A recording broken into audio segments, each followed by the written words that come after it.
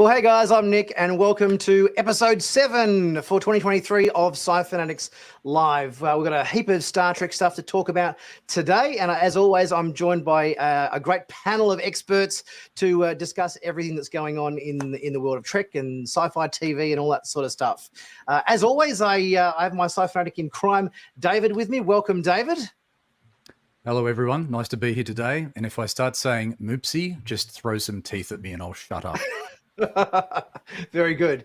From the Orange River YouTube channel, we're joined by Tyler. Welcome, Tyler. Thank you. Glad to be here. And also, she's been on the show before. From Trek Culture, we have Brie. Welcome, Brie. Hello. Fresh out of bed. Just hey, me too. Yeah. Although you guys are on the same time zone. You're both Central time, aren't you? Central. I'm Central, yeah. Mm-hmm. Yeah. Okay. So you're both equally matched in terms of sleep levels or sleep deprivation levels, whatever way you want to look at it. So got a lot of stuff to talk about today. We're gonna talk about the first sort of 5 episodes of Star Trek Lower Decks, how that's going, our thoughts on what we've seen so far, and how the season is progressing. We've had those very short Trek animations, which have been part of the 50th anniversary for the Star Trek animated series, which have been going on. We're going to have probably a bit of a chat about those. We've got some other Trek stuff, the future of Trek for 2024, some stuff to do with Prodigy, some stuff to do with the Discovery, and just general Star Trek news and chat. So I want to probably kick it off by obviously talking about the very good news that obviously the writers' strike ended this week. That's been going on for quite some time, and the writers have actually come to an agreement with the studios and all that sort of stuff, and they're heading back to work. But the actors are still on strike. They've yet to negotiate the terms of their agreement and so forth. So yeah, what do you guys thoughts on this great news? Obviously, that the writers have found the result that they were looking for. I think it's fantastic. I mean, obviously, like over the past few years, we've been seeing a huge wave of this labor movement, this new labor movement in the U.S., and that is a part of it. And the WGA, they got some big wins, and you can go on Twitter and see, follow all these writers who are talking about kind of the news about what they were able to accomplish. And it just it's a really great example of what happens if you just hold out and just wait until you get what you want, because these studios need these people. They can't use AI. Yes, indeed. Although I'm not sure how it's going to necessarily progress things, because in the sense of, I think, take for example Star Trek Strange New Worlds season 3, I was reasonably sure that they kind of had most of the episodes written. There was maybe a couple that still needed a bit of work when the strike kicked in. But still, they can't shoot anything until they work stuff out with actors. It's not like we can go, okay, great, we're all going to go back to work again now. We can't do that. They can't get the cameras rolling if actors aren't on the studio floor or whatever. So we've still, even though it's good news for the writers, we probably can't celebrate too soon, because we've still got to sort out the actors, and then that will obviously initiate the fact that production can restart again. Yeah, that's my take on it. That, I'm so happy that the Writers Guild was able to reach an agreement. I'm solidarity for the Actors Guild. I hope that they reach one as quick or quicker, and I hope that they get a equally as beneficial agreement, because you're right. Without them, we can have writers all day, but we also need people in front of the camera to act stuff out. And you'd be surprised. Like I do follow a bunch of writers and writers and actors on Twitter. And Denise Crosby posted one of her royalty checks for like 5 cents, from streaming services. Yeah. And that's someone that we all know. So it's even the actors you think should be full of money, you like see a royalties check and it's cents to the dollar. So they do need to do something. Absolutely. It's a win for the people, which is good. Yes. I think though it's going to be interesting to see, I guess, how soon the actors element resolves itself, whether it carries forward with some momentum. It could also see, I guess, a bit of writing development work maybe build up in the can, so to speak, which might then result in a bit of a push forward with a lot of content coming by the time, I guess, that they get the actors element resolved. But it'd be interesting to see, but definitely a really solid outcome for people in the industry. Absolutely. So over the course of the last, 5 or so weeks, we've obviously been treated to the new season of Star Trek Lower Decks, which has been kicking along, and we're now kind of halfway through the season, up to episode 5, just aired the other night of that show. So we might have just a quick do the rounds of what everybody's been liking so far. Of the current season of Lower Decks. Obviously, the show started off with the first episode being the one where the Cerritos and everything did the whole, I guess you'd call it like a cleanup mission on the Voyager. They kind of had to go and give it a bit of spruce up, ready to be in pride of place at San Francisco, be on display there as its first kind of, I guess, outing as a museum ship. And we saw that going on. What were you guys' impressions of our first episode of the season 2, Vix, which obviously saw a bit of a hark back to the old transporter accident that happened on Voyager? Who wants to start us off? Tyler. Well, I just I just started in there real quick, but yeah, I basically I have had kind of a running. I don't want to sound negative, but like running criticism of Lower Decks, where I think that the referential humor for me, sometimes the meta humor can be a little much, and it was kind of strong in this first episode. But I do think that overall season 4 has really been an improvement, and T'Lyn, I think, is very central to that for a lot of reasons. She's really grounding the manic energy of her crewmates, and so I just think that she's bringing out the best in the show's comedic writing. I sit on a very opposite side of the fence. I've always been a huge Lower Decks fangirl. It's like my favorite Trek that's out right now. I think the meta humor and like all the callbacks to stuff are so fun. And like the creator said, it's a Star Trek for Trekkies. And I think I agree with that completely. Like, I know in the beginning, a lot of people said, it's all fan service, but I don't think it's all fan service, but I also don't think there's necessarily anything wrong with a show, especially an animated comedy show, focusing so heavily on callbacks, because at the end of the day, it's not a serious show. And I like that they do that goofy call back to things that maybe even were serious in a previous episode, and like the clown on screen right now. That was the creepiest episode of Voyager. But then you have the Lower Decks and they're just like, like little goofy guy the whole time. And I don't know, I thought that was fun. And yeah, when they were like, wow, these are Voyager's deepest cuts. I had literally said that like a minute before to my boyfriend when we were watching it. I was like, wow, there's some really deep cuts in here. Yes. Have you been enjoying it so far, David? Look, I think there was a lot going on in it. It was a good season opener. I think it certainly, it really was a pretty solid sort of opening to the season. I guess it brings up that whole argument about the divisive argument about is Janeway a murderer or not, with the whole character that was created. But I guess it was diluted somewhat by the fact that they had so many different characters, including what's the whale one? That was hilarious. That was just freaking ridiculous. It was the Billups, and I forget the whales. It was it was the whale, and was it Billups and the whale? It was Billups. Yes. But it was a crazy episode with so many different references. But it made me think about the whole thing with teleports, or with transporters, I should say, not teleports. Wrong franchise.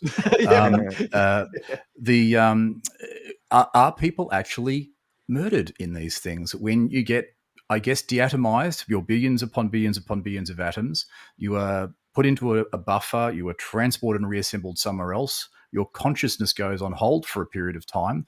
Are you the same person, or are you someone else? It sort of really sort of made me think about that argument again. It's probably been around for so many years, but yeah, it was quite an interesting one. It was. Don't know what your guys what do you think about that, but yeah. I made a video about this last year, and I have historically and to this day I still feel this way. I think that I'm a big believer in, okay, well, in universe, do they treat it as a murder machine? No. Okay, let's work around that. Like, clearly they have figured out some way to, I say clearly, it's clear to me that they have figured out some way to bypass that philosophical problem, or even if it is a murder machine, maybe they're just okay with that. But I don't think it is. I think because what is it? It's the episode Realm of Fear in TNG, where Barclay, we kind of see he has a stream of consciousness or a continuity of consciousness. I feel like that episode kind of put to rest, in my opinion, the idea that the transport is a death machine, no matter what real life science might have to say about it. Interesting. And Geordi says, hey, look, it's the safest way to transport. I mean, again, in universe, I feel like it they've figured out a way for it to legitimately be safe, and it's a plot device. Absolutely. We had this first and the second episode of the season obviously airing on the same day.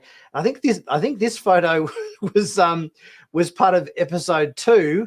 This old chestnut. Yes. This is a reference I love. Yeah. Yeah, Brie, I'd be interested to get your take on this, because obviously this scene in Next Generation with Deanna and Beverly, how should we phrase it? Probably wasn't. It was very fan servicey. Yeah, it was, wasn't it? But I mean, I'm actually surprised it took them this long to actually poke fun at that scene from Next Generation. It's one of those kind of scenes that just sort of like, what? You sort of like instills like a massive question mark. What do they do? Like, yes, you're right. It's just complete fan service.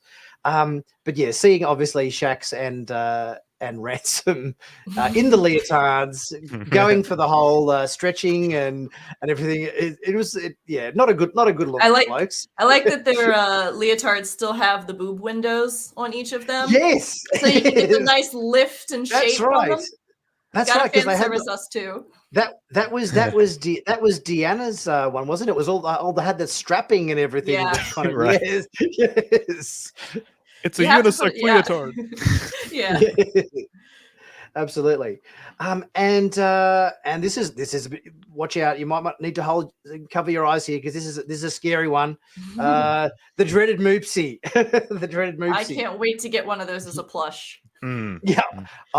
It just seems absolutely rife for merchandising, doesn't it? It really does. If not, I can make one. So if they don't make one soon, you're very crafty. I do cosplay. There's a t-shirt. I was just going to say, there's a t-shirt on Etsy already, but sorry. Of course there would be. Oh, there is, I'm sure. Yeah, no, that's pretty easy since he's round. You just get some fabric, sew it in a circular shape, and then another like half circle for the front, and then his little ears, sew some eyes in, do like a felt mouth. I can make him. If they don't make one, I will make one. There you go. There's a whole Etsy shop in your future with Moopsie sales going on. Yes. I was actually even thinking as to whether we're going to start to get some like Star Trek lore, like retconned with the addition of the Moopsie. I did find this photo of a Klingon from Star Trek 4. If you look at his sleeve there, it's got white fur on it. What's to say this is Moopsie pelt on his uniform there? It would be a formidable foe to take down. Yes. Yes. Just like the Tribble. Yes. I was just about to say, it'd be so funny if they make it canon that they hate those too, because then the Klingons just hate anything cute and fluffy. Yes. It's dangerous. Yeah, exactly. That's right, exactly. But yeah, what did you? Apart from that, I mean, did you guys like the whole Moopsy thing? Obviously, it's going for the whole cutesy angle with the fact that it kind of had the cute appearance, but also it would say its own name, before it viciously murdered whoever it was happened to be attacking. Yeah. Do you think it was like? Do you think it was like a good addition to Star Trek lore? What are your thoughts on the addition of the Moopsy as a vicious killing machine? I thought it was funny. Yeah, I thought it worked in the episode. Yeah, it's like a psychotic Pikachu. Yeah. Yes. Plus, honestly, that shot where it was just like peeking down at everybody. I don't know. I don't care how cute something. I mean, think of bears, right? We have bears in America, beautiful little black bears. They're not that much bigger than like a large dog you'd have in your house. You look at them and you're like, adorable. That will maul your face. Like there can be adorable creatures out in this world that will absolutely destroy you. Now, yeah, like black bear is the lowest on the totem pole of dangerous bears, but you still don't want to mess with one. Yeah. I thought the alien biology was well integrated. I've already seen some videos speculating about that. A friend of the channel, Certifiably In Game, did one the other day. Yeah, I saw that. Was this how the Moopsy digests the bones that it consumes from its victims? Right. Yeah. Yep. Yeah. I think that it's like spider logic. You just dissolve it from the inside. Very much so, yes. I was reading about the big bird-eating spider, which it dissolves all the organs in internals. That's a pretty nasty process for But it reminded me of the aliens out of Galaxy Quest a little bit, where they look, oh, they're so cute, and then they just start, okay, dinner time. Galaxy Quest. Suddenly the fangs come out, indeed. And then with episode 4, we moved on to the Orions. Something borrowed. Actually, we had the Vexilon one first, didn't we? The AI, the AI computer that was needing a bit of tech support.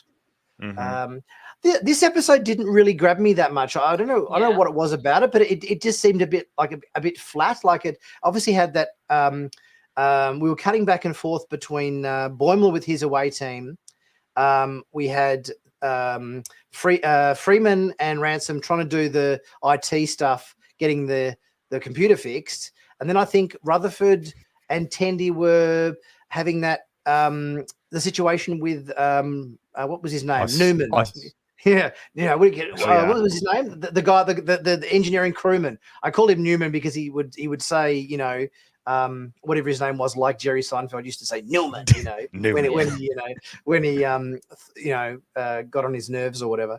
What was his name? I forget. His name escapes me. I can't think of it off the top of my head right now. Yeah. I'm sure somebody in the chat will remember who the. It was 3 syllables, I think. It was 2 or 3 syllables. Can't think of it. It's like right on the tip of my tongue. Somebody in the chat will remember who the the crewman that was annoying Rutherford and gazumping him on every opportunity for engineering tasks and so forth. But yeah, it was an okay episode. Nothing sort of jumped out at me for that one to be incredibly captivating. What were you guys' thoughts on that? Sort of similar, or? I thought it was serviceable. I thought it was an episodic episode of an episodic series, and I do like that they are starting to do more AI focused episodes, given that that's something in real life is becoming more and more relevant every day. Character wise, I mean, it was kind of important, an important episode for Boimler a little bit, because, T'Lyn was encouraging him to, I don't know, be assertive and take command, but also let his crew that were, doing what they were doing, do their jobs. So kind of that balance of being a manager, or a supervisor, I should say. This is true.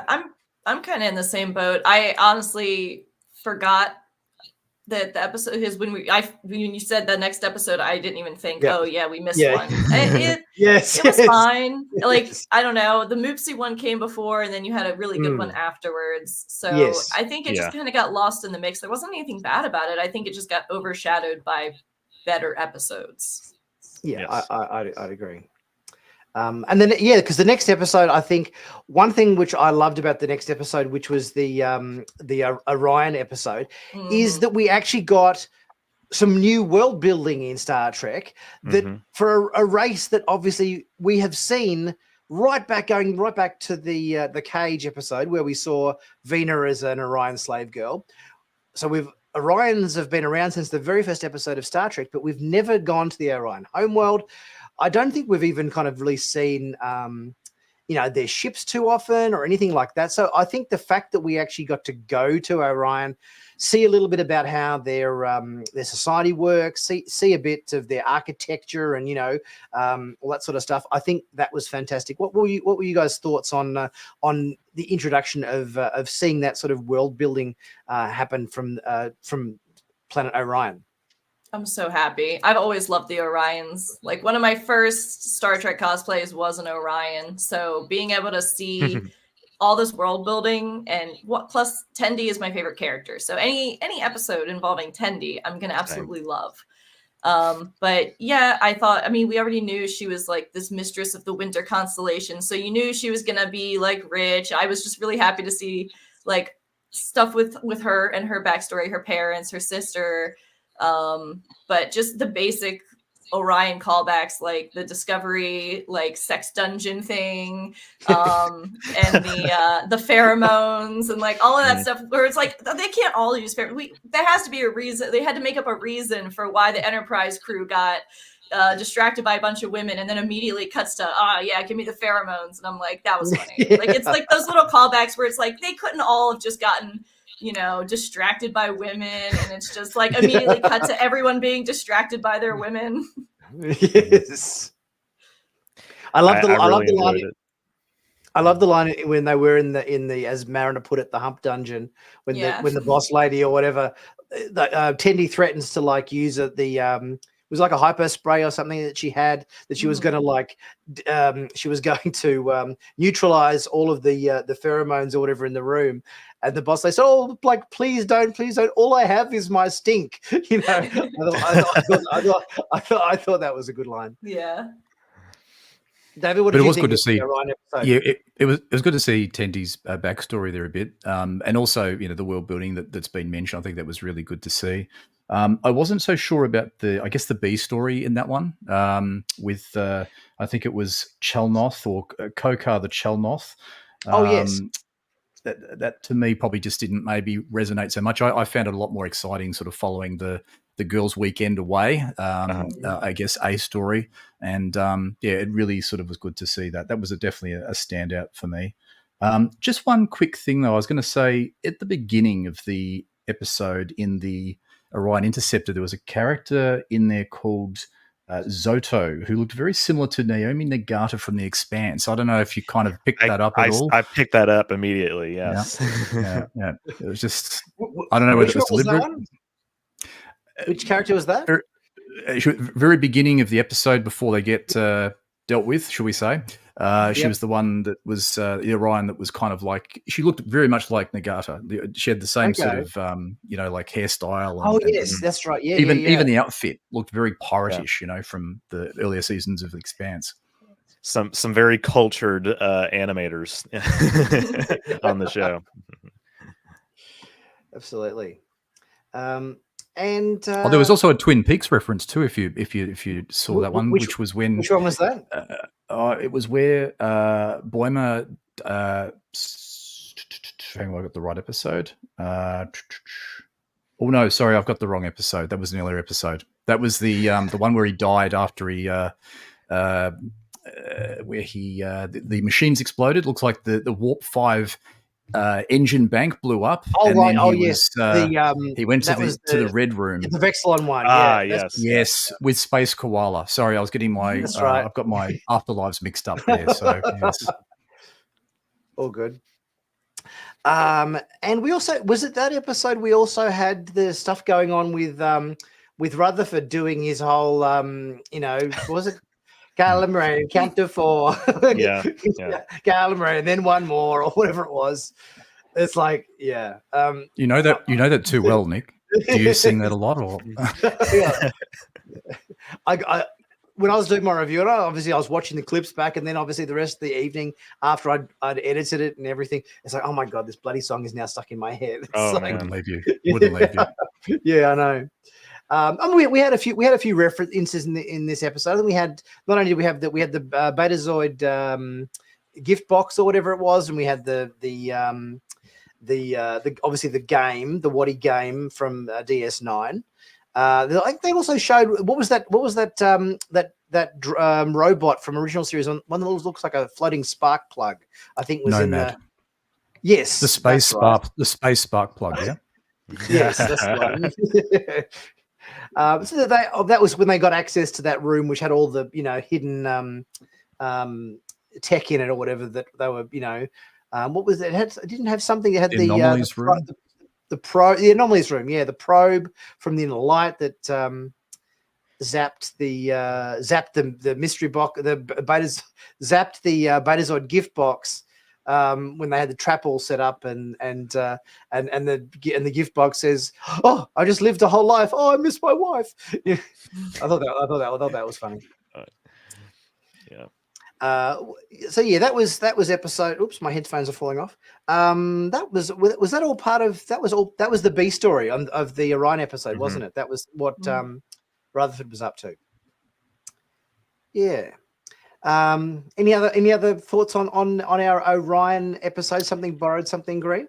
I basically agree with Brie's assessment. I mean, Tendi is my favorite character as well. I have a running joke on my channel, and the gist of the joke is basically Tendi hot. But yeah, no, seriously, like I really do think that she is a really great embodiment of Star Trek's optimism. I've even made a video about that.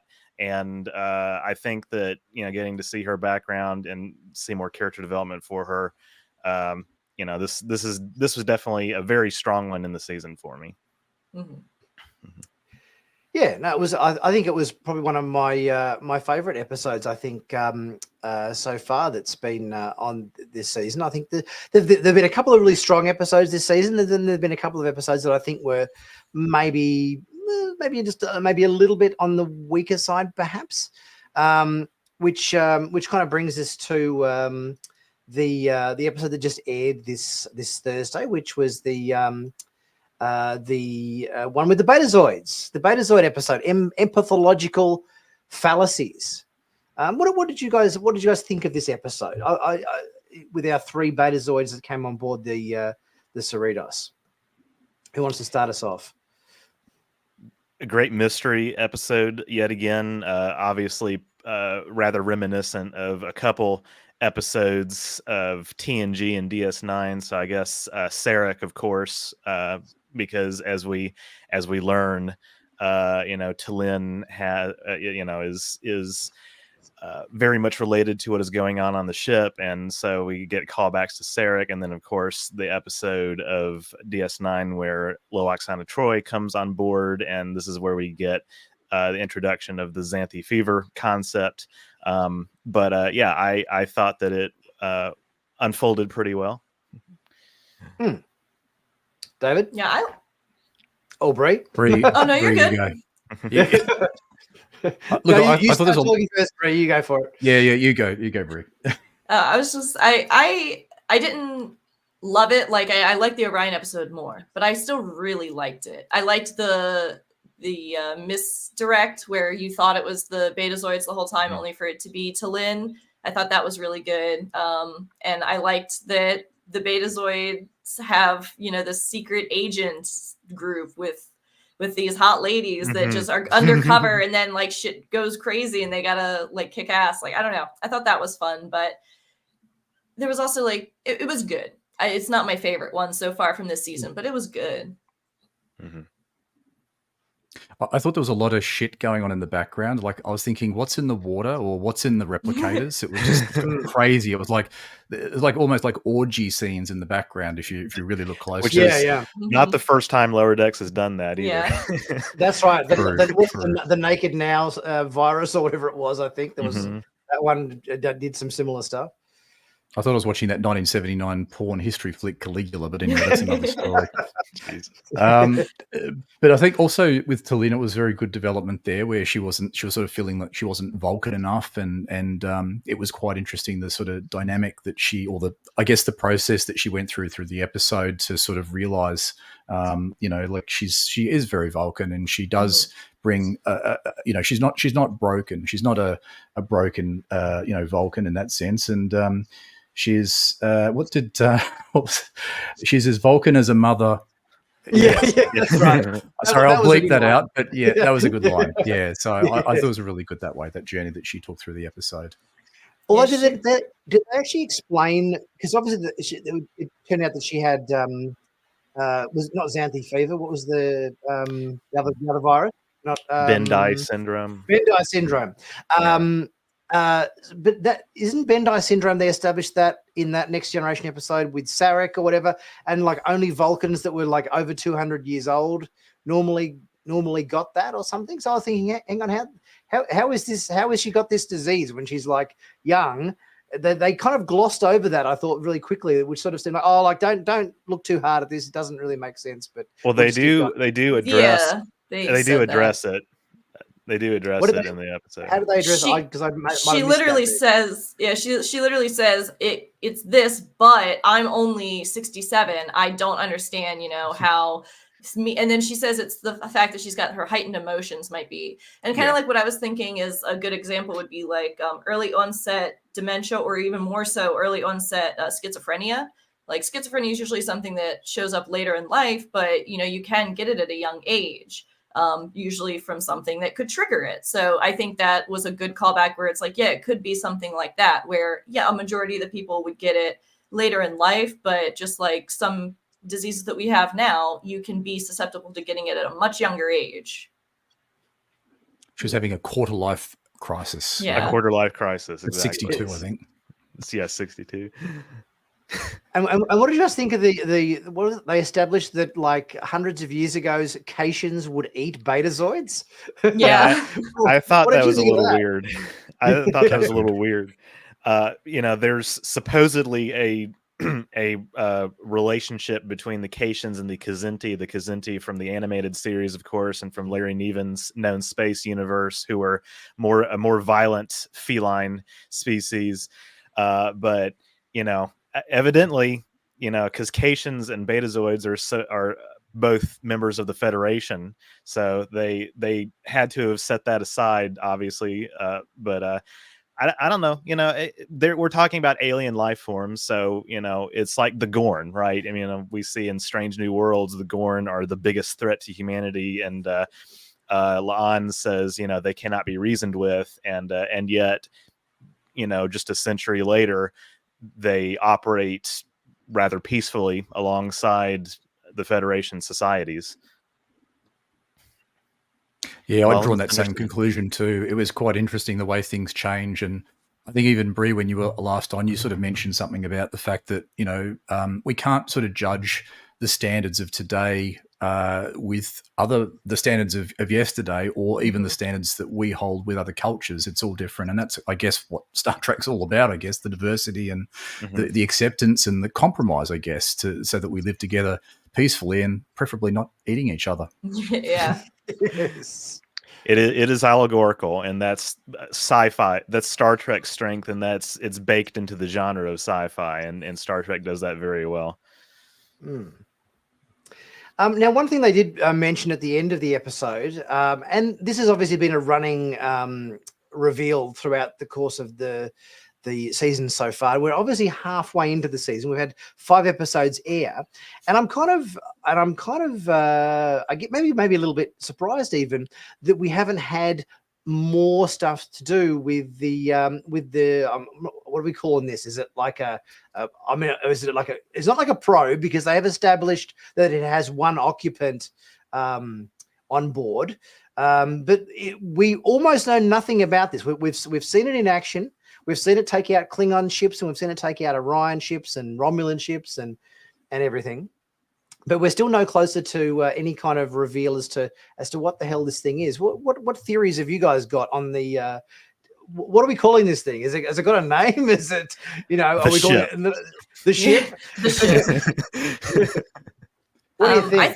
The ship that's you up. Yeah. Yeah.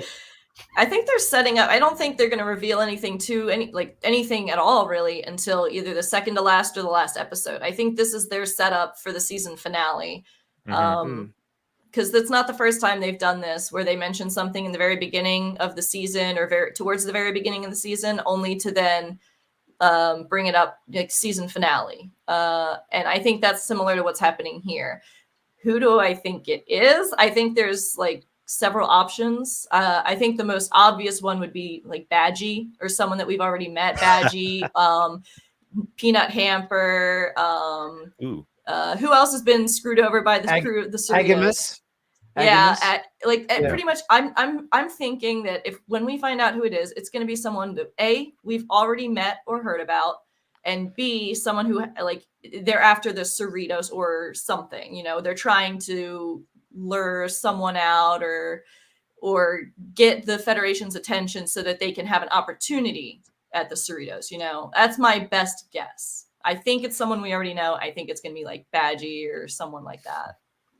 That is a good theory, because obviously we know that there is an episode coming up. I think it's not next week, but the week after, which actually has the team up of the evil AI. I love this. Love it. So I think it's episode 7. I guess it is. Yeah, after the Ferengi one. Yeah, after the Ferengi. So next week's the Ferengi one, and then the week after that is our team up between Agamus, Peanut Hamper, and Badgie. So I think that theory, obviously, that you just said, Brie, I think is definitely a solid one. The only reason I go against that theory is that they said one life form. And I don't think any of them would register as a life form. So that's what leads me more towards things like who. That's what made me think who is a character that we've A, seen in Lower Decks, that is B, a living creature that would C, want to cause this much harm. And I still think it's going to be someone that we've met. I just think it's someone that's probably going over our head right now. It's probably such a small character, like Peanut Hamper. We wouldn't have expected Peanut Hamper to come back, And I think it's going to be something like that, where it's a small character we saw one time. The Cerritos did something that absolutely fucked them up, and now they're seeking revenge. Yeah. I don't have a better theory. I honestly am. This is a blank slate for me. They could do anything with it. I have seen some people, as far as the ship itself, it was either on Twitter or somewhere else, draw comparisons with the shape of the Delta Flyer.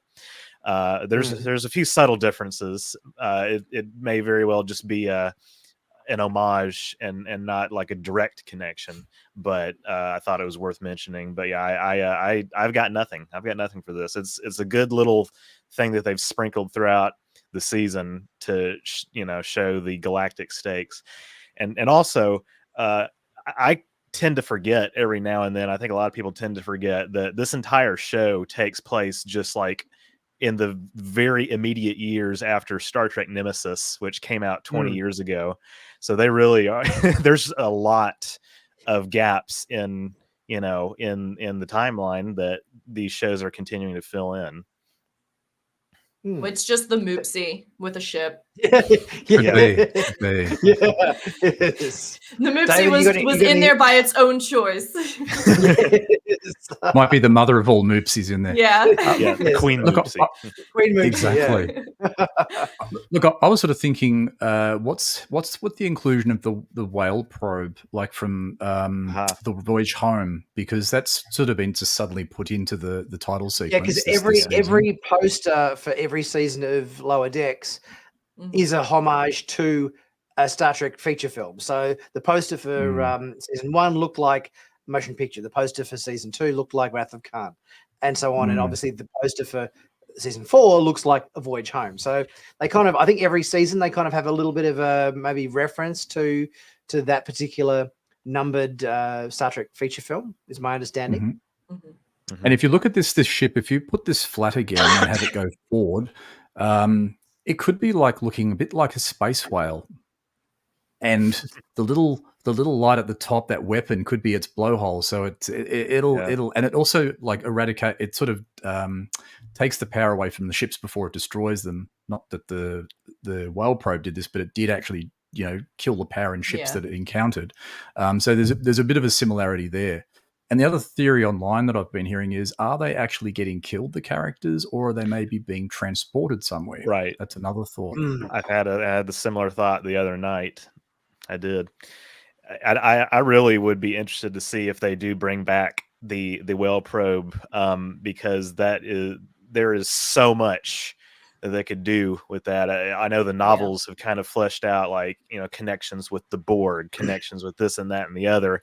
But some I like that Lower Decks is basically going full in on like, cetaceans are sapient, Well, they have the dolphins in what's the department on the Cerritos that has the dolphins in it? Cetacean ops. Cetacean. Ops, yeah. So they would potentially be able to speak to the whale, maybe be able to speak to the whale probe. Who knows? One thing that did occur to me looking at the shape of this ship, excuse me, was that if you look at the shape of it and flip it upside down, it kind of looks a little bit like a koala's face. So I was thinking, I was going to joke about that. Does it have something to do with the koala? Yes. Space koala. Yes. Space koala. I mean, is space koala up to no good or something? Who knows? Maybe you meet space koala after you've had an encounter with this thing. Yeah, maybe that's very likely. But I think it's certainly raised some questions, and it's keeping us guessing. That's for sure, which is a good thing. We've had a super thanks from Lloyds of London. Thank you, Lloyds of London. Thank you for that. Shoot Picard into the sun. Okay. Okay. Random. Right. Is this the show or? Interesting. Thank you, Lloyds of London. Much appreciated. What else have we got here on this front? Oh, that's right. Next week we've got coming up the Ferengi episode, haven't we? Where we get to go to the Ferengi homeworld with Rom and Lita are going to be guest starring next week with was it Chase Masterson and Max Grodenchik? Is it? Have I pronounced those names correctly? As good as I can pronounce names. Same. Which isn't well. Yes. So that should be interesting. What sort of Ferengi antics do you think we're going to be getting up to in next week's episode? I'm not sure. There's a lot that they can do in this, post what you leave behind, galaxy with Rom being the Grand Nagus. I would be interested to see, them expand on what's going on Cardassia too. But as far as Ferengi are, I mean, somebody asked me in a live chat recently, like, what do you think the Ferengi Alliance has become like? And I think the implication is, supposed to be like, basically he's doing some like liberal reforms to the Alliance. And so we'll get to see the fruits of that. And I think he's got two clothed women standing right next to him. That's the most progressive thing I've ever seen in Ferengi culture. Yes. Like, I would love it if they had Andrea Martin, who played Quark and Rom's mother. What was her name? Mumsy or something. Moogie. That's right. It's got an actual name they mentioned in the episode when she gets kidnapped. Is it Ilka or Tilka? Ishka? No, Ishka. It is Ishka, because when I heard it, I was like, water? Because that's to say it's Irish for water, and I was just like, it's so completely different. But I heard that, and I was like, what? Right. I mean, she was just such a great character. Yeah, it's that. Yeah, played so well. I'd love it if they had her on as a guest appearance as well. Yeah. That'd be great. Bring Moogie back. Yes. Bring back Moogie. # bring back Moogie.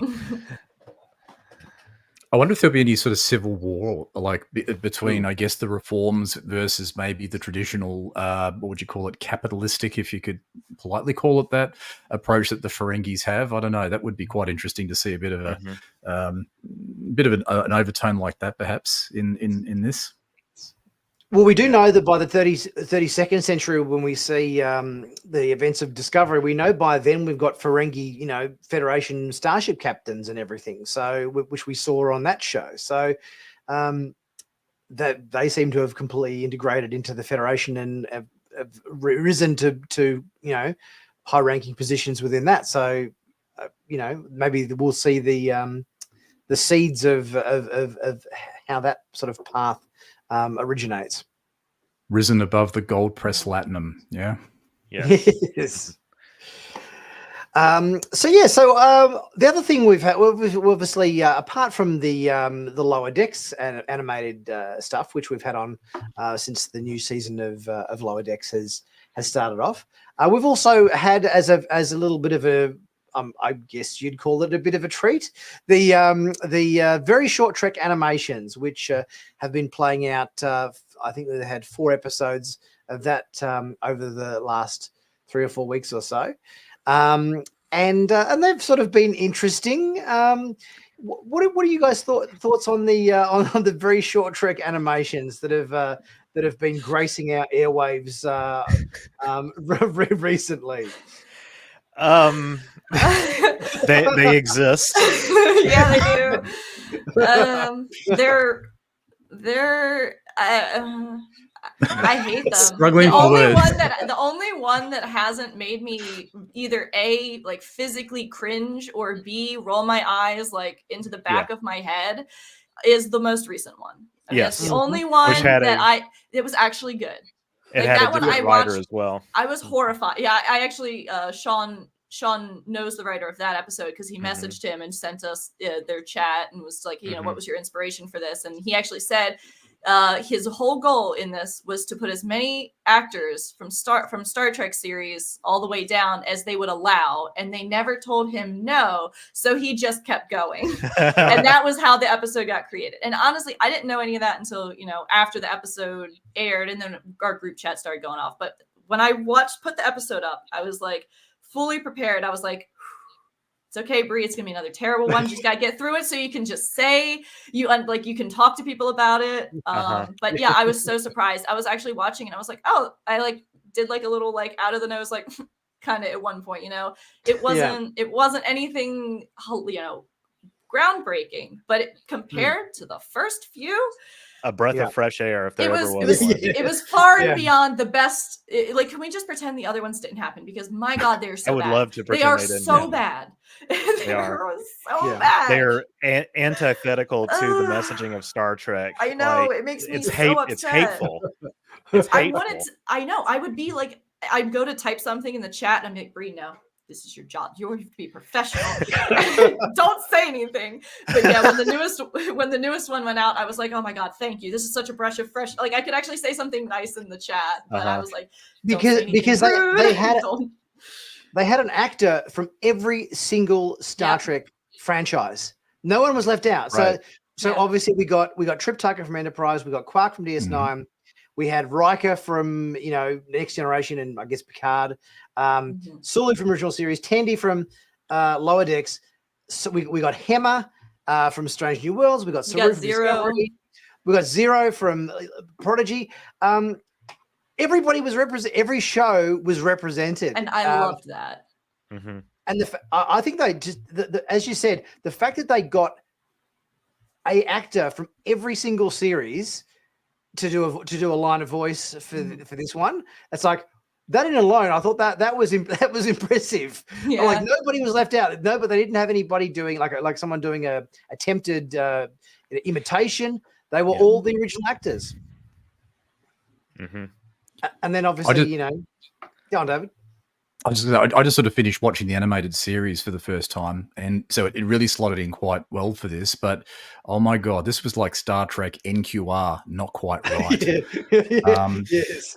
Skinner Cat, we had these new races called the Nicotonians, dumbasses, screwheads. They put that in Memory Alpha.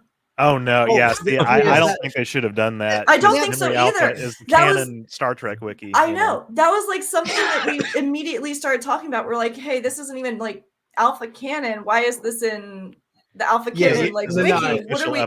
They've actually said these animations are in no way canon. Yeah. This information should not be on Memory Alpha. Should be on, I know. I agree. Memory Beta, maybe, but not Memory Alpha. Beta, somebody should like. I hope it gets fixed because right after the episode, it got tossed right onto Memory Alpha, and I was like, guys, you know better. Yeah. Somebody needs to do on like Wikipedia and do like a deletion. Well, there's only a few guys. Yeah, there's only a few guys that run the Memory Alpha. I can't remember. We know some of them, or at least one of the main guys. I just can't remember his name right now. Sorry. Because who was because they obviously had the Enterprise in this first one, but the captain wasn't meant to be Kirk. Like it was some comedian doing the voice, and it's like but yet Spock was on the bridge as the first officer, and it's sort of like what? What is that? Confusing. It was confusing. But I think most of these episodes have it's just that they gravitate towards kind of, fart jokes or bum jokes or whatever, it's like in the first one you had people with, what did he say? I'm a dumbass or whatever. And there was screwheads, a butt-headed person. And then, in the second episode, they had, people getting hit in the crotch and farting and, just like, really, it's like, are these meant to be watched by 6-year-old boys or something who are going to just pull themselves laughing at at sort of diarrhea and fart jokes and that sort of thing? The third one was utterly disgusting. That third one was utterly disgusting. I can never get that out of my brain now. That's just and like I made this point in my I was talking to people in my Discord the other night. I said, that you fucked up when you're watching science fiction and you say that would never happen. Yeah. Looks like they're going for gold in that shot. Yes. I mean, I think Riker summed it up when he just said, no. Yeah. No. Look at the background. It's disgusting. But it's like, I mean, this triggered something deep inside me. I mean, the only thing that made me think was that I did think, I guess I'm surprised that this sort of thing doesn't, not to this extreme level, but you'd think customs and the way societies evolve and the way we greet people would be completely different to any alien race, that how that species has evolved. So on one hand, I could kind of see, well, okay, it's commenting on, yes, everybody is different. The way our social graces aren't going to be necessarily the same as other species' social graces, using, say, Tellarites as an example, who are, very argumentative. They like to, insult each other and all that sort of stuff as part of their culture. They don't necessarily mean offense by it. It's just the way they happen to communicate. So I guess it's kind of, I guess it's taking that, but like to the absolute extreme level. Yeah, I normally, don't presume to say stuff like this, but I think it's very easy to, come up with like better ways that all the first 3 of these episodes could have been written, like I think a lot of people could do better. And, I don't feel bad saying that, because they sucked. Yeah, they really did.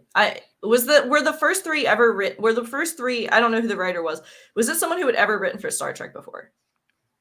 I don't think so. Do we know? It could be. Because I know Swim writer. I know the newest one. I'm almost sure he'd written for Star Trek before, because he already was in chat with Sean, who really just talks to everybody Star Trek. So I'm pretty sure that writer at least had written for Star Trek before. So I'm just curious, did the first 3 episodes, were the writers for that ever associated with Star Trek prior? I think is my big question, because I think the answer, if we see it, is going to be no. Because it's so clear that this person has never really watched Star Trek. They don't. I mean, one thing that jumped out to me as confirming that is Dr. Crusher called Riker Bill. Bill. Like no one. Yeah, and I was like, why would she call him Bill? Riker Bill. Yeah, no one. I think there was maybe one episode. I think there was one episode in the very early first season of Next Generation where I think Deanna called Riker Bill once, and I think after that was in the first 5 episodes. Yeah, and then after that, he was never referred to as Bill ever again. So obviously, whoever wrote this, didn't necessarily do their research, because it's like, why is she calling him Bill? Like, no one's ever called him Bill, And someone said it was Aaron that wrote the most recent one. He's the Prodigy writer, which I knew it was a writer from Star Trek, because Sean was actually knew him. So I know that one.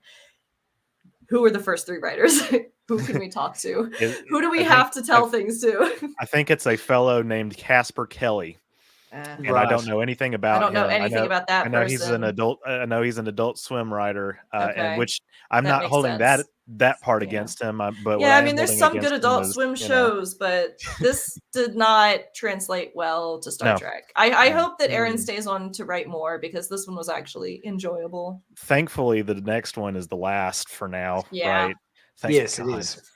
Did Aaron write it, please? I don't know. Was it the first writer?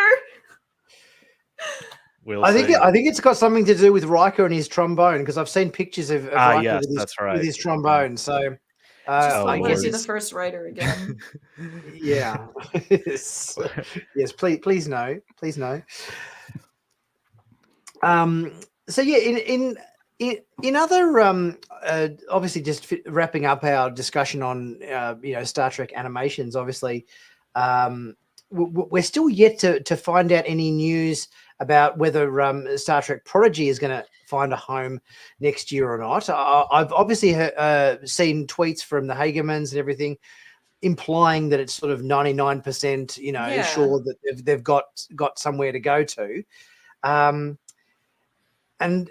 But yes, we're still yet to kind of confirm as to whether this is, because obviously looking at this poster that I've got on screen now, was originally season 2 was meant to start in December, I guess, this year, going by the poster. If you obviously, I suppose, yeah. I mean, everything I've seen has leaned towards it finding a home. Like everyone I follow, because I follow a lot of the Prodigy people, everyone I follow has been a lot more confident and positive in the last few months. Specifically, like a few months back, I started seeing people talk about, hey, Prodigy will return or something like that. Yeah. I'm confident as well. I mean, they've been shopping for a network for a long time. The season is already produced. It is going to be released in some way, shape, or form. But as much as Star Trek can be divorced from Paramount Plus, I think the better, honestly. Because these streaming services having a monopoly on content like this, it has upsides, but it also has a lot of downsides. Viacom is can decide on a whim to do what they've done, which is just take it away for everybody. Yeah, I mean, the fact that the whole show has been produced, I'm under understanding that virtually all of the visual effects shots have been done and rendered out, and it's essentially very close to being finished. The fact that they've got this packaged up, ready to go, I mean, surely somebody's going to buy it and stick it on air somewhere. If another, we've lost David. We lost him. He's dropped out. That's I'm sure he'll be back. For some reason, every time we do a live show, I think I think, or maybe the last one it didn't happen, but every single live show that we've done, at least once during the show, sometime between the start and the finish of the show, David's internet has dropped out, and he always comes back. He really comes quickly, back about 3 minutes later. Yeah, but it's happened. It's happened every live show. So yeah, it happened when I was on too. Yeah. But hopefully, I mean, there's a lot of potential, I think, from what we've obviously heard and seen with season 2 of Prodigy, with with Janeway, with the Voyager A, with obviously the Holo Doctor and everything we've seen clips for and everything, and also news we talked about. I think it was in the last live show we talked about the fact that Garrett is it Garrett Wang or Garrett Wong? I'm not quite sure how to pronounce. Is it Wong or Wang? I'm not sure. I think it's Wang, but I could be Wang, wrong. I think. Okay. Has said that his character of Harry Kim was kind of like sort of he hinted that it was, I don't know, not going to. He didn't say I'm going to be on Prodigy, but he made some sort of passing reference to I think it was they were looking to maybe have him as a cameo during the 3rd season of Picard, but couldn't because his character was, I mean, they didn't use the word licensed to Prodigy, but it was something along those lines. Right. Yeah. But yeah, there's obviously, there's a lot of Voyager references in Prodigy. We've seen them obviously before, and we've also got Chakotay over in the Delta Quadrant doing what he's doing and stuff. So yeah, they would be crazy not to find a home, and it sounds like it's going to be a pretty good season. And it is Garrett Wong. It's just spelled Wang. Yeah. Okay. Oh, right. It's pronounced Wong, but spelt Wang. Right. Okay. Yes. I thought that might have. And then people wonder why I always mispronounce names on our videos. Uh-huh. It's because when you go to Google like with the Google pronunciations, it'll be like Wang, and you're like, oh, okay. my audience gets my audience gets on me about the way I pronounce stuff all the time, and I am so sick of it because it's First and off, it's like you'll look it up. Like I'll go so deep, and I'll go so deep as to look up interviews with the person, especially if it's like a name that you'll never see pronounce, like last name. I'll dig into interviews with that person on YouTube, and they won't say their name, and I'm like, oh my god, yeah, I'm so screwed. Like I just have to guess.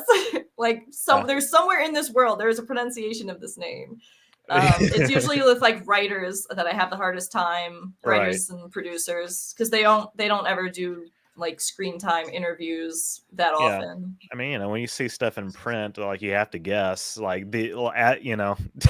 People get on their high horse. So. Yeah.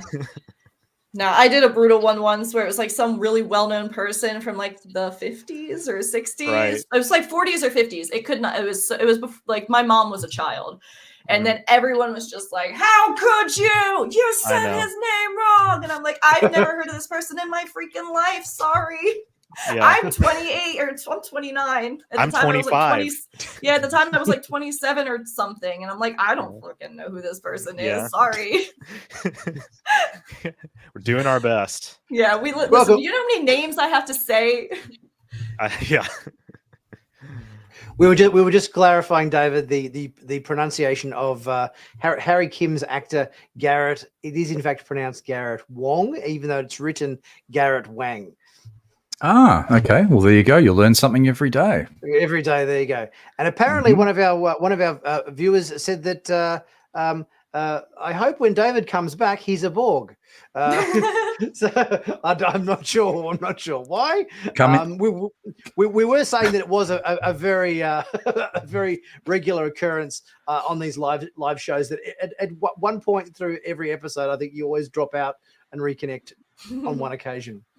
So I have to go into my alcove to regenerate. That's what it is. You found me out. So we're just continuing the theme. Now, in other stuff, obviously, there was an interview with Jonathan Frakes recently where he was talking about the new season of Star Trek Discovery, which obviously starting early in 2024. And one thing which he did sort of reiterate, which we kind of already sort of knew, and that's that the next season of Star Trek Discovery is going to be kind of like Indiana Jones in space. That it's it's very it really leans into a kind of I guess a fun kind of treasure hunting adventure that is very much sort of, I guess, inspired by Indiana Jones, which, I mean, let's face it, from the looks of this shot here where we've got Burnham scaling some sort of ancient statue in a jungle somewhere, it does definitely feel like it's, there are elements of kind of, Indiana Jones kind of tropes that could be creeping into the season. What do you guys think of this? Do you think this is going to make for a good season of Discovery? It could. I've defended Discovery relentlessly, particularly the third and fourth seasons. I think people tend to forget that, like, for years and years, the creatives behind Star Trek have been wanting to bring the show into the fourth millennium, and this is a storyline, like the third season where they're rebuilding the Federation, has been in waiting for a very long time. And so it's the natural conclusion of that. And I think that, say what you will about Discovery as a show, at least they are, from the get-go, they've been doing experimental shit left and right. And, you gotta commend them for doing that in a franchise that is a very well-established format that has like 21 seasons that are not even that, like 25 seasons of Star Trek that are basically like, influenced by, the likes of Rick Berman, and it's a new era. So we'll see. We'll see. Brie or David? I wonder if I was just going to say, look, what I'd love to see is a scene where you've got maybe on a planet where you go into a cave and you do all of the stuff where you have the bag of sand and you do the exchange for the idol, and as you're running out, a gigantic, maybe a Death Star, a mini Death Star or a Dyson sphere or something starts following them out. I'd just like to see something a bit like that. That would do it for me. Just lean into it. Absolutely, yeah. Had my dog bust in. He's after Space Koala. Mm-hmm. Lloyds of London has just given us another super chat. Thanks, Lloyds. Picard's son has Han Solo. Star Wars crossover. Is it this that they're talking about? Yeah. Oh man. Oh, that's right. Yes, Picard's son. Because yes, if we go back a couple of chats ago, Stars Review did say David is Picard's grandson, and then I guess that then links with that one. Thank you. Where's Lloyd, my Earl Grey? Yes. Brie, yes, your thoughts on Disco season 5 leaning into the whole Indiana Jones thing? I'm hopeful. I'm much like Tyler. I do defend Discovery, especially the later seasons. I find them very enjoyable. My only complaint ever with Discovery has really been, especially like once they went to the future, was the whole end of the universe, end of the world trope that they stick with. And it's something that I think once awesome. I really like that idea, but it's said by so many people. This is not new news that the end of the world trope or like the everything hinges on Discovery trope. Yeah.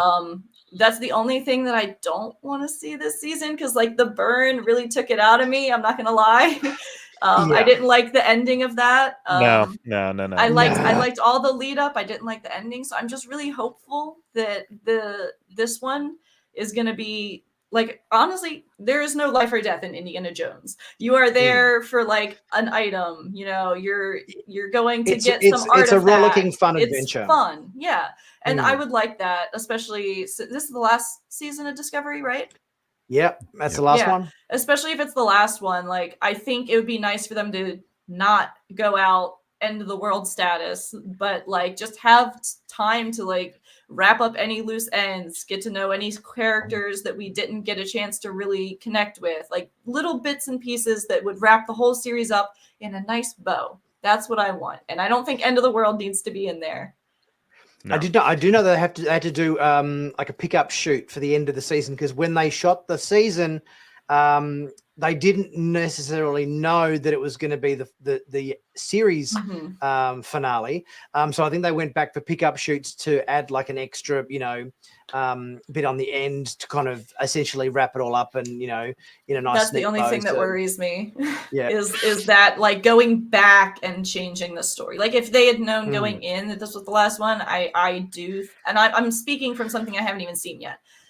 But I feel like you'll do better if you know this is your last season and you have all the time to write that than to go in thinking this is just another season and then have to go back and make it your finale. I think that we might end up seeing some issues with the last season, but I think if we do need to remember then that this wasn't supposed to be the final season. And that might be why things might feel a little wonky. I hope they don't. But I wouldn't be surprised if there were moments that felt like, is this a season finale or like a series finale? I think also pacing it out well too, sort of like just make sure that the pace is right. And sometimes the problem solving, like particularly with last season, as you sort of mentioned, Brie, with the world ending or galaxy ending situations, they solve the problem so quickly. It's ridiculously unrealistic. And I think take the time to really unpack it in a nice adventure bound pace that makes that's fun, that's exciting, and that also gets all of the characters involved, or a lot more of the characters. And I think they've started to do that in the more recent seasons than maybe earlier on. Yeah, I think part of the problem is that studios heads think that the unless the stakes are galactic ending stakes, that audiences will be bored. It's like, hang on. We don't need to have the universe about to be exploded every season. They were, if the stakes aren't high, people will be bored and they'll tune out. Well, no, that's not the case. Tell us a good story with engaging characters, and that should be first and foremost. A perfect example, I think of this is something like a movie like Back to the Future would never get made today because the stakes aren't high enough. Just a kid going back in time to make sure that his parents meet up. If Back to the Future was made today, he has to go back in time to stop the universe blowing up or something, because the studio people expect that audiences are so unsophisticated that unless we have these enormous stakes, that people are going to tune out and be bored, which I don't think is the case at all. No, not at all. I mean, we have one of the best films that's come out in a long time. It was God, I can't remember the studio that did it, but Everything Everywhere All at Once. What were the stakes in that outside of amending with your mother, like generational trauma? There were no, and that was regarded as one of the best movies that's come out in like the last decade. And it was an independent film. And that's why, you don't have these major studios saying it has to be world ending. It has to be this, it has to have X, it has to be Y. It's A something. I know the studio, it's like A24. A24. Thank you. They have some bangers. They do. They really do. So, and I think when you give studios like A24 the opportunity to tell stories that aren't your typical like Hollywood blockbuster style films, you're going to get a lot better response from like your viewers. And same goes for TV. Not everything has to have these crazy stakes. And I think if major studios start understanding like where the success of something like Everything Everywhere All at Once comes from, they can make their movies a little better. Very good point. Quick super thanks from Geek Filter. Thank you. First time catching a live stream. Great to see everyone. Thank you so much for that. Much appreciated. Now we heard a bit of news. I think it was from a comment that was made from one of the, I think it was the writer or the director, who was attached to the next Star Trek Kelvin Universe film, who said that all is not lost, and it's still bubbling around in the background, and it still might happen. even though it's been how many years since Star Trek So Beyond came out? It's been like eight like years 7 or something. years. Yeah, 7 or 8 years. It was a while. I was still in the military, and that's been almost a decade. So it had to have been like 13, 14. I think 2016 is when Beyond came out. 2016? Yeah, so that would have been my last year, so that makes sense. So apparently it's still potentially going to happen. But one thing that kind of leads me to believe that it's going to be far harder now than it would have been if it had have come out, a few years ago, is that it's, when you think about it, it's pretty similar to Strange New Worlds. We've now got Strange New Worlds on air, which has got Uhura in it. It's got, in the last episode of the last season, we saw Scotty in it. We've obviously got Spock in it. And it's sort of, stylistically is pretty similar. It's the Voyages of the Enterprise. We've even had, obviously Paul Wesley playing Kirk for a good chunk of last season as well. So you've kind of, you've got all of these characters already in Strange New Worlds kicking around and doing a pretty good job of it.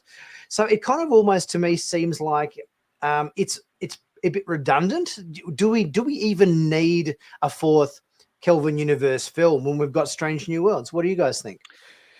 To be perfectly honest, and now I have also relentlessly defended the Kelvin films. Into Darkness has a lot of problems, but like, I think that I think it would be superfluous. I think that Beyond honestly kind of ended. It was like ending the trilogy on a inspirational note, of sorts. And so this fourth film, the early development stages we heard, which was like last decade, was like, okay, are they bringing Chris Hemsworth back to play Kirk's dad?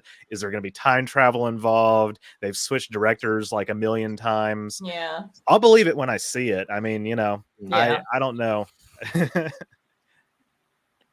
And I did asking for a lot of money too, I did read a comment from the writer who was conceiving that concept, and if Chris Hemsworth was coming back as Kirk's dad, it was going to be a very similar situation to the Relics episode of Next Generation, where Scotty was trapped in, or not trapped, he put himself in the transporter buffer. So they're going to say that George Kirk put himself in the transporter buffer or something of the USS Kelvin or whatever just before it was destroyed or whatever, and then they recover the chunk of console or whatever that's got the transporter, in it or whatever, and because of the degradation of power or whatever, then his patterns degraded or whatever, and he would have been beamed back, because obviously, let's face it, Chris Hemsworth is a lot older now and looks a lot different than when he first played. Because I think when he first played George Kirk in that first Star Trek film,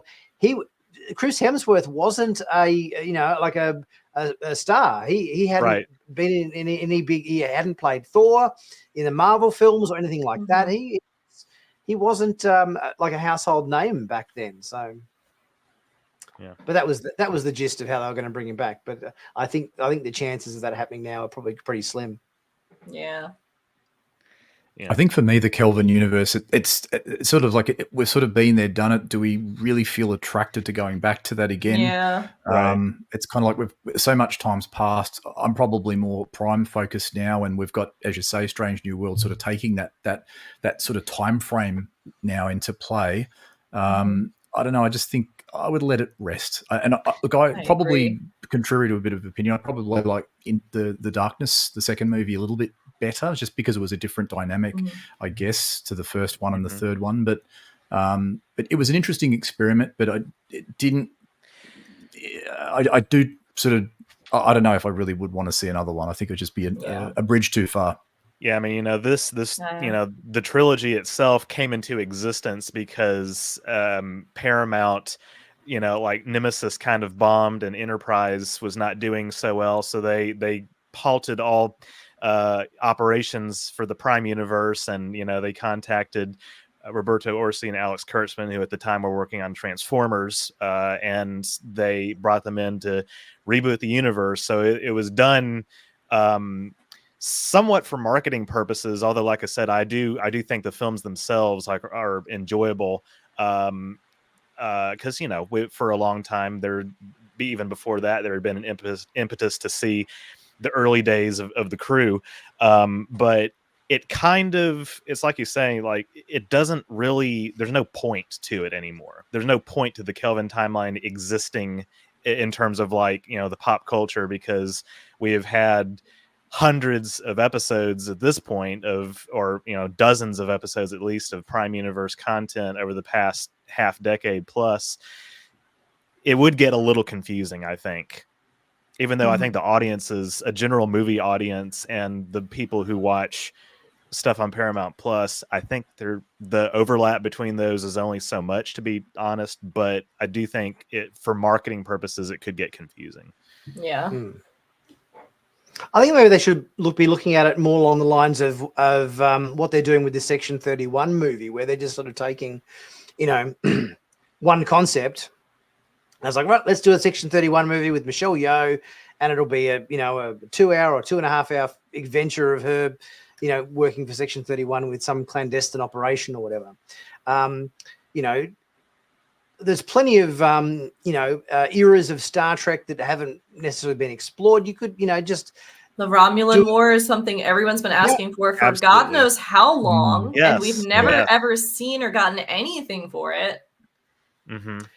Yeah, and you could, as you say, you could go back and do a Romulan War episode. You could probably have cast members who are in Enterprise come back for roles and everything in that. There's plenty of untapped parts of history of Starfleet and everything you could kind of approach. And I think that would be quite an interesting take on future films and so forth, because we don't necessarily have to necessarily go, we need to do a follow-on from X show. You know what I mean? Like you don't have to say, we have to do a continuation now that Picard's finished. We have to say do what happens next on that. Well, do we or right. Or can we tell new and interesting stories that are just completely self-contained stories? I think the premise of Star Trek Legacy, as it's being called, which is like a spin-off of Picard with Seven in command of the Enterprise, like that appeals to me, because I have wanted a 25th century Starfleet show for a very long time. But I can also understand people who are like, well, now we're just continuing to milk that time period dry. There's so much else that you could do. Like you just referenced, Indeed. Maybe we can open it up to the audience, everybody that's in the chat at the moment. If you've got any questions for any of us about anything Star Trek related, any questions, any comments about the various shows that are on air, stuff about Picard, stuff about Strange New Worlds or Lower Decks, or the recent animations that we were talking about before. If anybody's got any questions in the chat, now's your opportunity to fire away, and we'll include those as part of the final minutes of the show. We can do that. What else?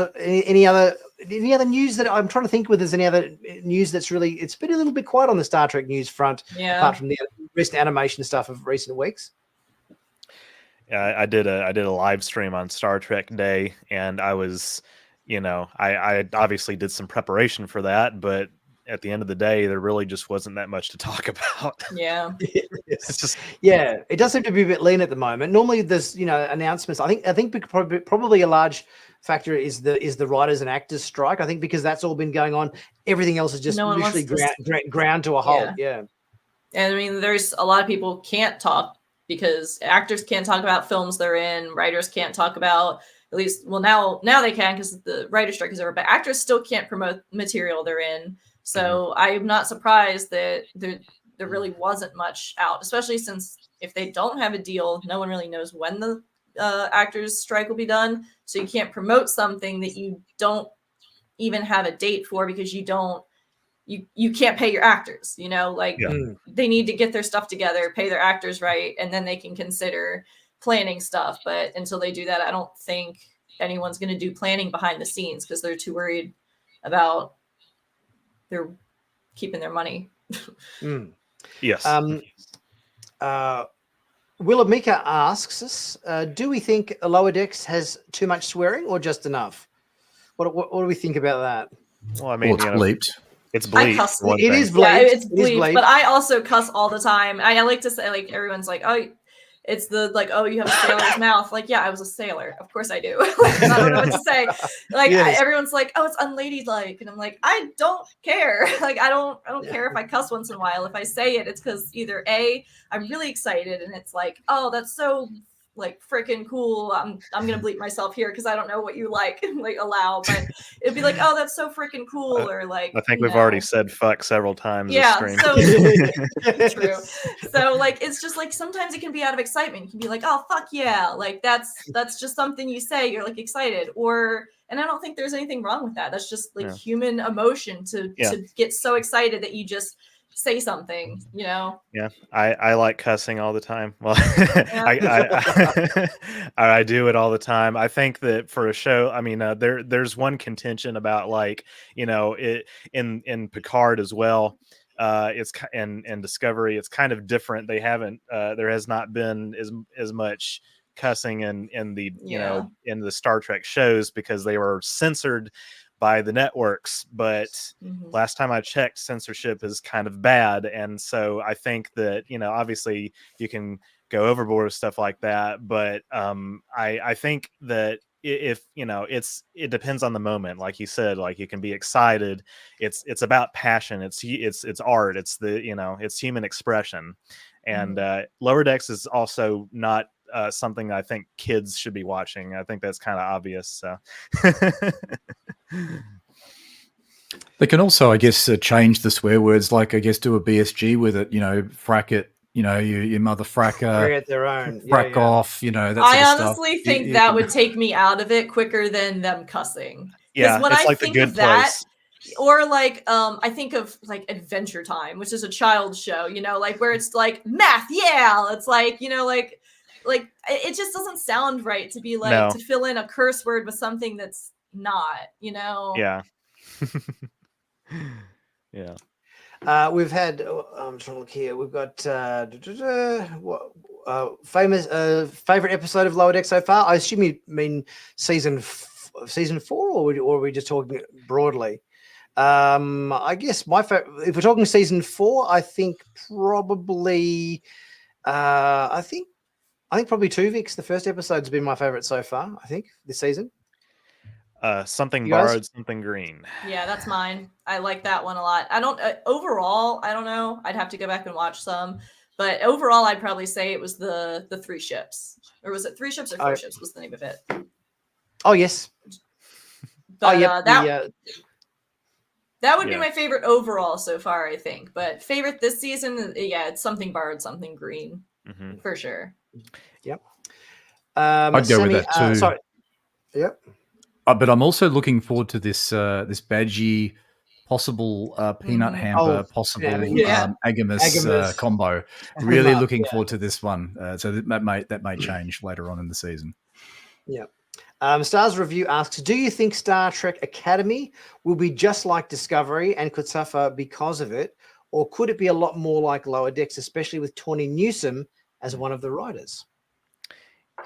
Is Tawny Newsome one of the writers? She is one of the writers because she was, when she was on Strange New Worlds, she was ad-libbed some dialogue or whatever.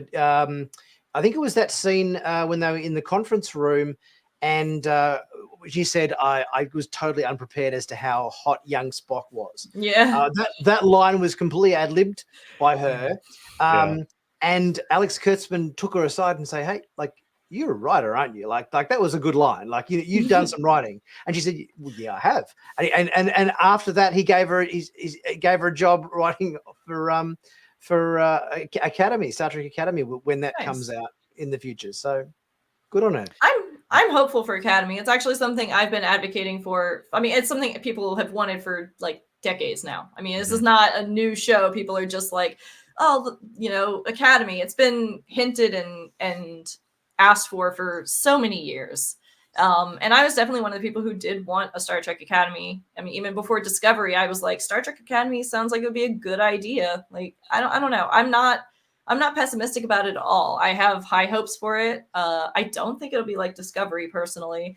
If anything, I think it'll be more like, God, I don't want to, I would say like a mix between a more serious show and then like Saved by the Bell, you know, because it's like that very like, I mean, you're in a educational setting, so you got to have some aspects of like, and like college or a university style show. Like, I don't think it's gonna be like the high school stuff like that, like Saved by the Bell or the other one I used to like it was an MTV one, starts with a D, can't remember. Degrassi.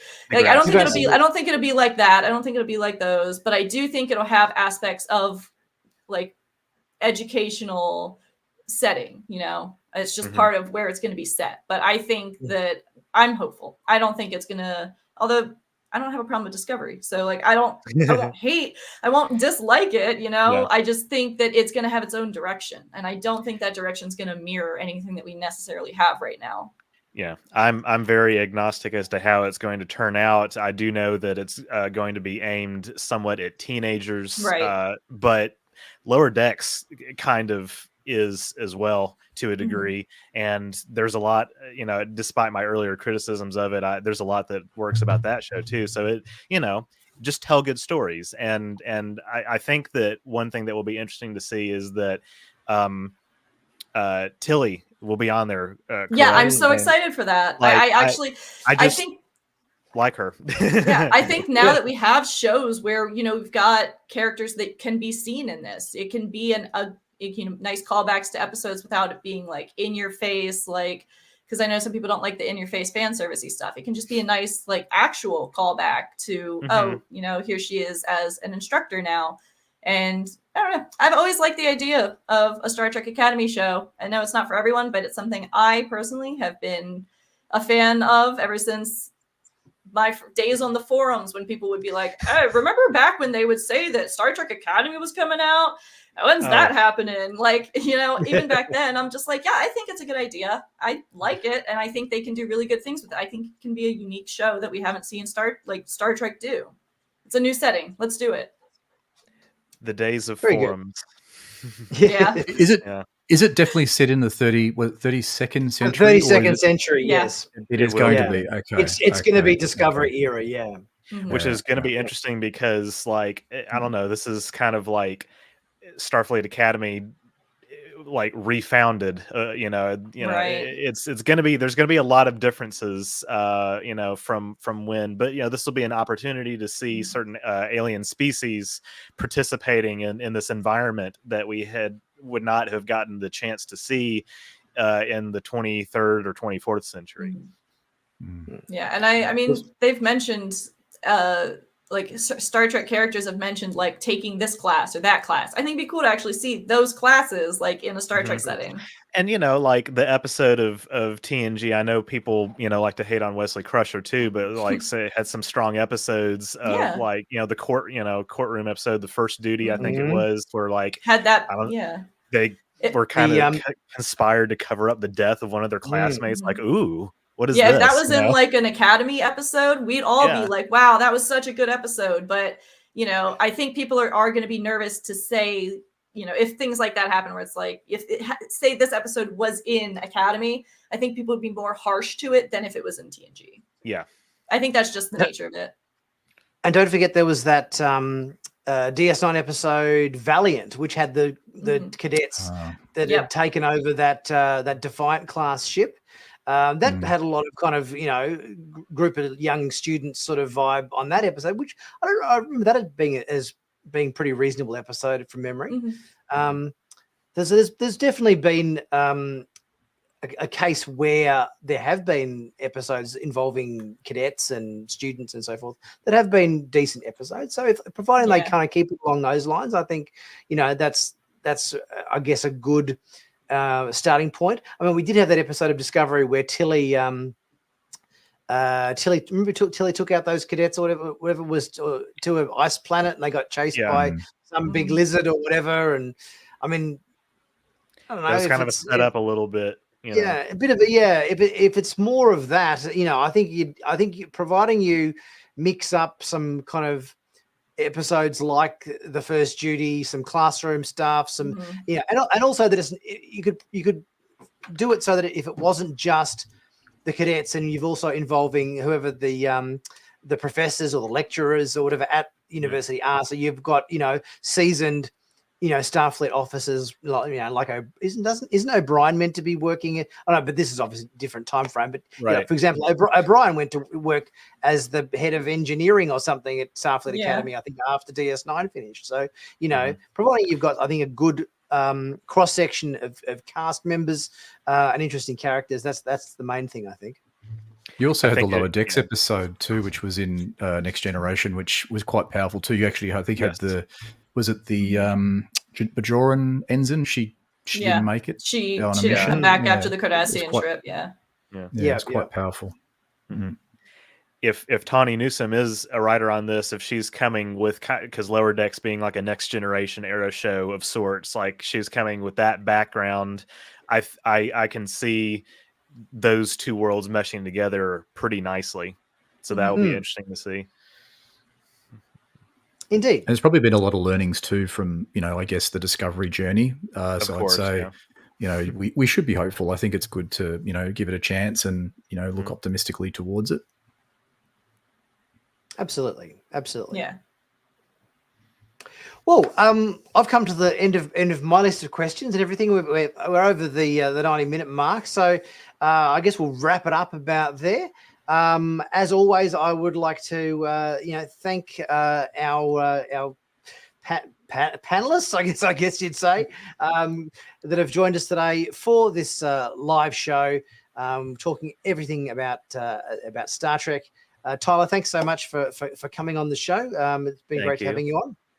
Glad to be Brie, here. As always, your second appearance on Sci-Fanatics Live. So thank you again so much for coming on. Of course. And David, as always, thank you, brother, for coming along and chatting Star Trek with us today. No worries. Thank you, everyone. Okay, guys, thanks so much for being part of the live stream today. I'll be back as always with my videos as they do, and I'll put links in the description for Tyler at Orange River and Brie at Trek Culture as well. If you want to go check out they've got some great YouTube channels to check out as well. So be sure to have a look at their channels as well. I'll catch you guys next time. Thanks for joining us today. We'll see you